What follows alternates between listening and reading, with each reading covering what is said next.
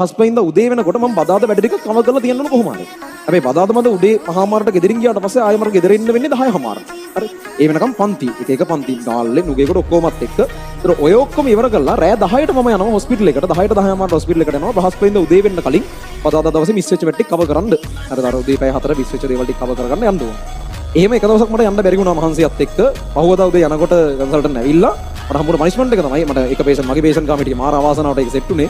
ඇහුවා කාගේද කියලා කවුරුත් නැහැ. ඉතින් මගේ මම ඉස්සරහන් තිබ්බේ නැහැ. ගත්ත දෙවුවා මම නැහැ කියලා කෙලින්ම කිව්වා.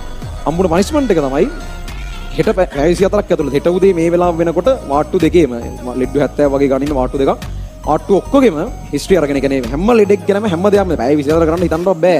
අරද මම රෑ මේ අර මිනිසුන් ඇහැර වැහැර වාන්දර එක දෙකට ගිහිල්ලා මේ ගාන එකෙක් ඇහුවත් එක මගෙන් මේ මහත්යෝ මේක ලෙඩ ගන්න වෙලාවක්ද කියලා. ඒ කියන්නේ පේෂන්ට් කෙනෙක් හරිද? ඒ කියන්නේ මනස නිදි ඉතින් පාන්දර 3ට 4ට කොහෙද? ඉතින් මං උදේ වෙද්දි ඔක්කොම ටික ඉවර කරන්න බෑ. මම ඉතින් කොනක ඉඳන් පටන් කරගෙන යනවා. ඒකටත් මාර සපෝට් එකක් දුන්නා අපේ මේ බැච් එකේ උන් ටික. ඒ උන් හින්දා තමයි ඕවා හරි කොහොම හරි කරගත්තේ. ඕම ආහා ඒ වාන්දර ගහලා කොහොමද උදේ වෙද්දි වැඩේ කරා.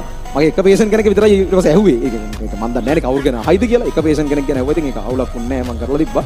කොහොමද ඊට පස්සේ මට ඒකට සතියක රිපීට් කියලා තව පනිෂ්මන්ට් එකකුත් දුන්නා. එහෙම තමයි. ඒක අර වැරද්ද බොඩි වෙන්න පුළුවන්. අනිත් පැත්තට එන රිටර්න් එක ලොකුයි. ඒක එහෙම වෙන්න ඕන මං කියන්නේ. මේක එහෙම වුණ හින්දා තමයි මේ ඒ වෘත්තිය ඔය මට්ටමේ ක්වොලිටි එකකින් තියෙන්නේ. හරි. ඒ ඔහොම ගියපු අවුරුද්දක්